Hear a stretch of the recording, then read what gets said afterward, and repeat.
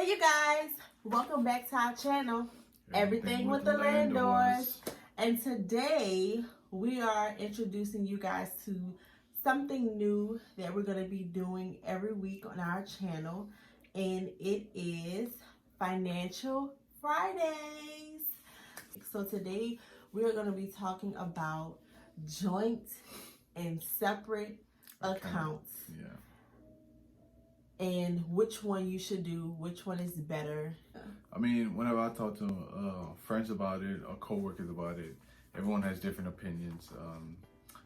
Some people don't understand how we have joint accounts because they'd be like, yo, I need access to my money. First, you can have separate accounts. Both of you guys can both have your own accounts and you do whatever you want with your money.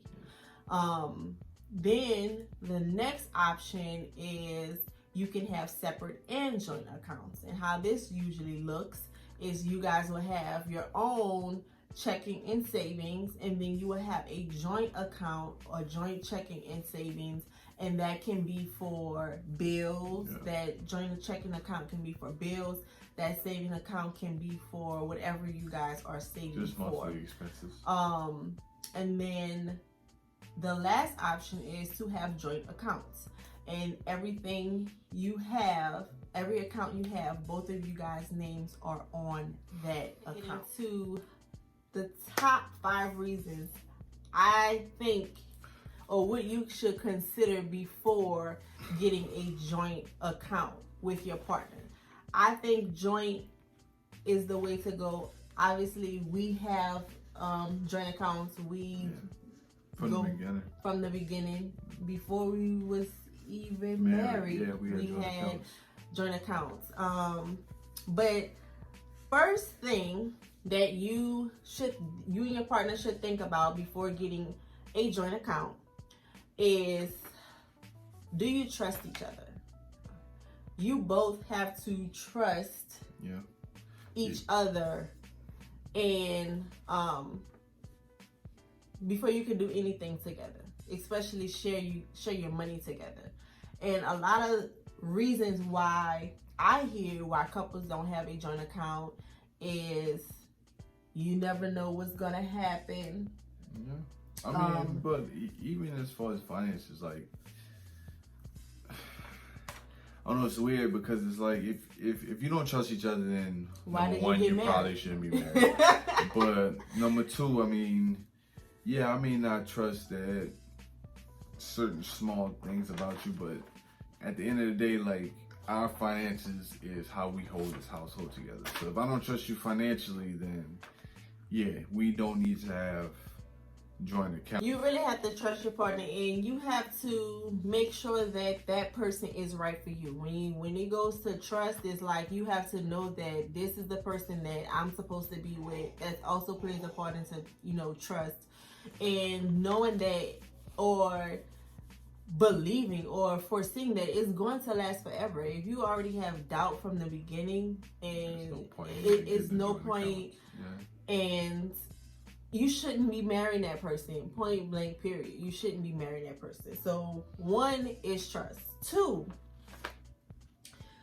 you both have to be on the same page. Oh my God, this is a big one. You have to be on the same page.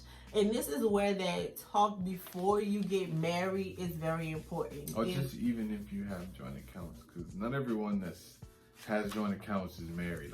Like I said, we had joint accounts before we got married. So I don't want to harp on the married part because, like I said, we had joint accounts before we got married, so we had to get on that same page before we were married. I mean, if you share an account with somebody, it's just good to get on the same page. Even if you don't share an account, if you still want to go the separate route, you still have to get on the same page financially with your partner in order for you to see growth, to see progress. So, and what I mean about that, you have to get on the same page as far as your goals, as far as debt, as far as a financial system that you're going to go by, as far as savings. What is our goal financially? And you can, for example, you can start with some of your big goals. Where do we see ourselves in the next 10 years? Then you take those big goals and you break them down into small goals. And as far as like a financial system, that what I mean by that is how you are going to go about handling your finances. Like, I budget. I keep track of everything. If you're going to include sinking funds into your system, if you're going to include the cash envelope method into your system, if you're going to include doing a monthly budget, if y'all going to sit down and have monthly meetings, what is your financial system, and what you going to follow? You both have to agree who is better with money. Yes. You have to agree, okay? Both of you might be okay with money, but you have to honestly sit down and agree who's going to be over. Yeah, she's so excited about this topic because she's better with money. Who's going to be over finance? Yeah, I mean, which is true. I mean, I came to the realization that it's not that I'm bad with money, because like it's not like it's not like we would be struggling as far as if I was in charge of finance. But I understand that me personally, like, as long as the bill's paid and I see we got money, hey, if I want this, I'm buy it. You know what I'm saying? And she's better with, hey, we need to project out of, hey, what if me and you both lose our jobs? You know, or hey, what if, you know, the car engine just goes dead on us? Now we gotta replace the engine, or we gotta replace the transmission. So I see into the future, and he's more of staying in the present, which is not bad. We kind of balance each other out. The thing is, you both have to trust each other. So it comes back. So once you find out who is better with money, you have to trust that person to do their job. Like, you have to trust that person. Yes, inputs come into play and things like that, but and this is how we do things, I kind of, a week and a half before the month is out, or the next month come, I already have a budget laid out. I already have where our money is going, what we doing with our money, why, blah, blah, blah. Yeah. So when I talk to him about it, I mean, yes, he can have an input, but he trusts that I am doing the right thing with the money. Yeah, I think that's the biggest thing, though. It's like it's kind of similar to step one, or the first point, but it's like at this point it's a more ultimate trust, because it's like when you see, hey, 200 is gone out of the account, you need to be able to be like, okay, cool, 200 is gone, but it's going towards this. Like, I understand that it's going towards this, and I trust my partner as far as, hey, this is what we need to do, instead of, hey, where does 200 go? Like, we couldn't pay less, we couldn't pay more. So, I mean, I think that's what 4 is. I mean, it sounds similar to 1, which... One trusts you as is far as more initial, as like initial trust. Right. And then 4 is more of a, hey, I trust your plan, I trust what we have going. Right. So I'm not questioning what leaves out the account. I'm not questioning every move that you make. This is our plan, so I trust our plan. So when this much goes towards this, I'm not questioning it, because me and you talked about it. We understand that this much needs to go towards this certain thing. So, you know, if we don't have extra money for, you know, a date night, or, hey, I want this, and I don't have extra money for it, I'm not, you know, pouty about it. Because his reasoning or what he thinks, but I think joint is better solely joint, not having separate and joint, solely joint, I think is better because it helps build communication in your marriage. If you can communicate about your finances and come to agreements, and what am I trying to say? Yeah, I mean, if you could communicate as far as like, hey, yeah, this much is gone because I have to do this, or hey, I'm about to go do this, so it's gonna cost this, then yes. Not saying that, I'm just saying how people are with money. Money is always touchy. Right. So if you're able to agree and communicate with finances, you're able to communicate about But at anything. the same time, yes, she nudges towards more of, hey, everything together. But my thing is, it's all about the couple. Like, if you feel like you communicate well with separate accounts, and hey, I can budget myself, she can budget herself, come together, hey, this is what we need to pay, this is what we need to pay, now I got this, you have this, but you know, whatever we pay is, whatever we do with that is our own. Cool, it's all up to whatever the couple wants. Like, yes, I understand that. And I'm not trying to force no one into joint accounts. That's not what I'm trying to do. I'm just giving you my opinion why I think joint is better. Another reason why I think joint is better, not just about communication, but just about achieving goals at a faster pace. If you have separate accounts and y'all only put in what the minimum bills are due in a bill account, and you take care of your own debt, he take care of his own debt, y'all are gonna be accomplishing goals at a slower pace. And it depends on what you want to do with your finances. We are trying to become debt free. It's no way that we can pay off the debt that we have going separate. Yeah. It's no way. So unless it'd be very hard. We were Beyonce and Jay-Z, but we're not. So us working together and putting our finances together and kind of distributing that money accordingly help us meet those goals at a faster pace. And not saying that it can't be done with separate accounts. It's just people gonna have to realize that, okay, I make more than my partner, so I may be contributing more than my partner to reach those goals. And it's kind of harder to, when you look at it that way, it's more easier to digest with joint accounts because you're not really focusing on how much you put it in versus how much the other person is putting it in. You're looking at a grand total in regards to your money.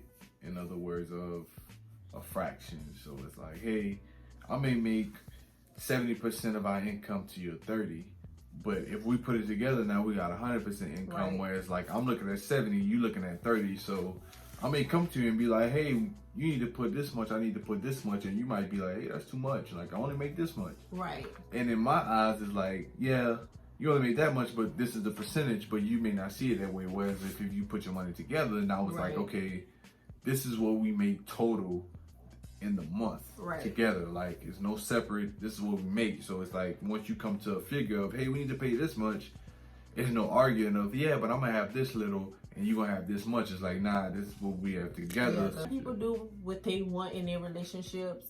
They go 50-50, even if one person makes way more than the other, which I think I can't get down with that. But it's a lot of different ways to handle your finances in a relationship, but it usually boils down to either you're separate and joint, or you're solely joint. Yeah. And some other things just kind of linger on and it gets complicated, okay? Yeah. But I think, as you can see, we are joint. If you didn't know that by this video already, we have everything together. Our names are on all of our accounts that we have. Yeah. It's several. Our names are on all of them, and we are a joint family over here, okay? But some questions that usually come up when we kind of have these talks with people. So you don't keep no money on the side just in case? If you keep money on the side just in case, you shouldn't be married. You shouldn't be married, point blank, yes. Period. Okay? On period. If you keeping money on the side. That's no shade. If you got married and then you realize, hold up, this is a mistake. This person is not who I thought they were. Which that happens to people. Like, I'm not throwing shade at all.